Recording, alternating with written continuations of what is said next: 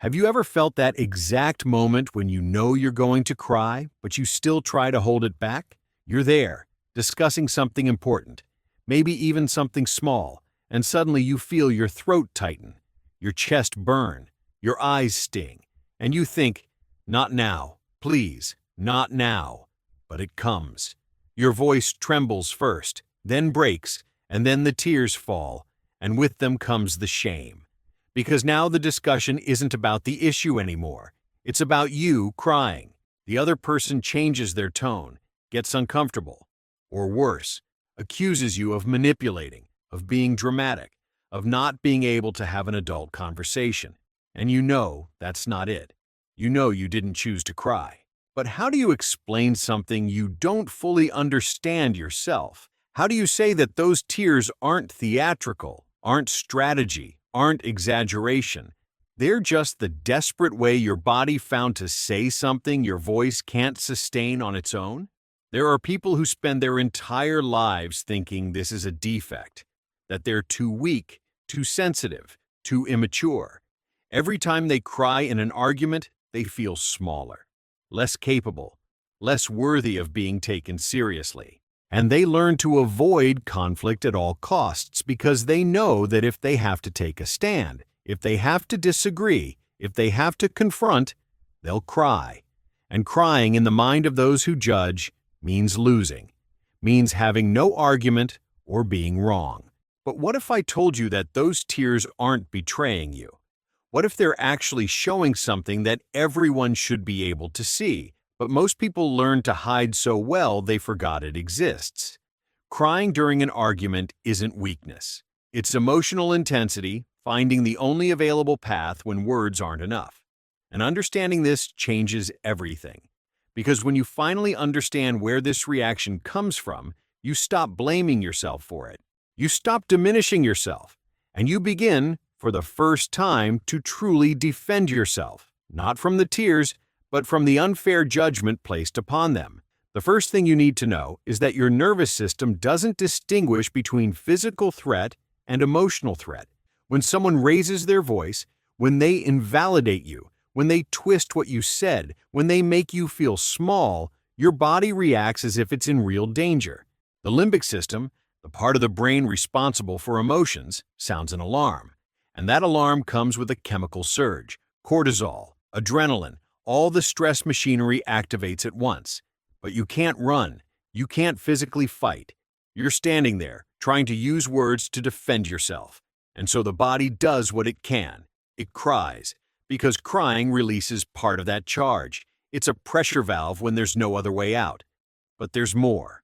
If you're someone who cries easily in conflicts, your prefrontal cortex, the part of the brain that regulates emotions and maintains rationality, probably becomes temporarily less active when you feel attacked. Not because you're irrational, but because the intensity of the emotion arrives first.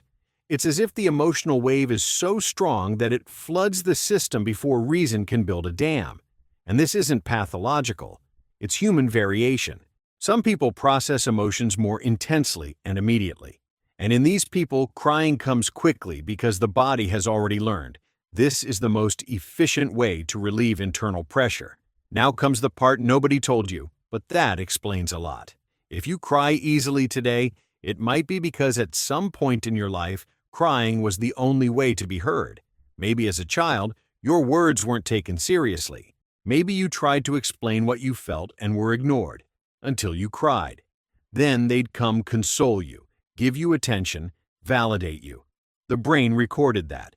It learned that tears are the language, that when your voice fails, crying speaks for you. And now, as an adult, even when you want to argue clearly, the body already knows the script. Faced with conflict, with invalidation, with not being understood, the response is to cry. Not because you want to, but because that's what worked when nothing else did. Or maybe the opposite happened.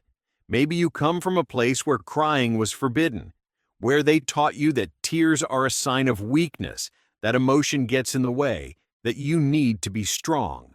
So you held it in for years, swallowed tears, swallowed anger, swallowed hurt.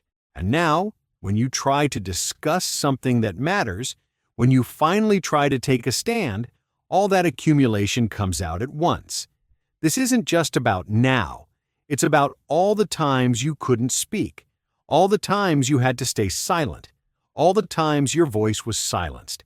And so, when you finally open your mouth to say something true, your body trembles because it knows the risk of truly being seen. And there's another, even more subtle layer. People who cry in arguments are often people who feel a deep emotional connection with the person they're arguing with. They don't cry in just any fight. They don't cry when arguing with a stranger, with someone who doesn't matter. They cry when it's with someone they love, someone whose opinion carries weight, someone they need to be understood by. Because the pain doesn't just come from the conflict, it comes from the possibility of rupture, from the fear that this argument means loss of connection, loss of love, loss of place. So the crying isn't manipulation. It's genuine desperation in the face of the idea that something precious might break right there, in that moment, because of a misunderstanding you don't know how to resolve. But the world doesn't read it that way. The world looks at tears and sees fragility, sees inability to debate, sees emotional avoidance. And so you internalize that narrative. You start believing the problem is you, that you need to grow up, learn to control yourself, be more rational. But what nobody says is that rationality without emotion is empty. That truly important discussions will always touch places that hurt.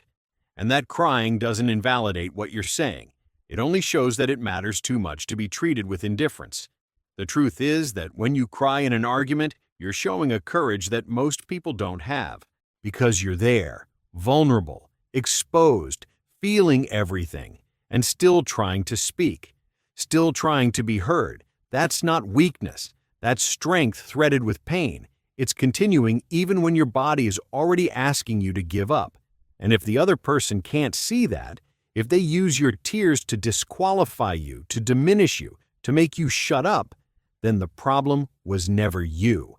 It was their inability to handle genuine emotion, to understand that feeling deeply isn't a flaw. It's preserved humanity. But I know that knowing this doesn't make the tears stop, doesn't make the shame disappear. So, what do you do when you feel like you're going to cry and you need to keep talking? First, breathe. When your throat tightens, when you feel your voice is about to fail, stop. Take a deep breath, slowly, 3 times. This activates the parasympathetic nervous system, which calms the body, which takes you out of emergency mode. It won't completely prevent the crying, but it can give you a few seconds of clarity. And in those seconds, you can choose. Speak even with your voice shaking, or ask for a pause. I need a minute isn't giving up. It's self-care. It's recognizing that you deserve to discuss under conditions where you can fully express yourself, not just react emotionally. Second, name what's happening. I'm crying because this matters to me, not because I'm trying to manipulate you. I'm crying because I care, and because I need you to understand me. Taking tears out of the shame category and putting them in the communication category changes the game. Because then you're not apologizing for feeling. You're explaining that feeling is part of how you process the world. And whoever truly loves you will learn to respect that instead of using it against you. Third, choose your battles. Not every argument is worth the emotional toll it will cost you. If you know that a certain person will invalidate you every time you cry, maybe the problem isn't how you argue. It's who you're trying to argue with. Some people aren't ready to truly hear you. They can't hold your emotion without feeling attacked, without feeling uncomfortable. And in those cases, maybe the greatest act of self-love is to stop trying to explain yourself to someone who never wanted to understand.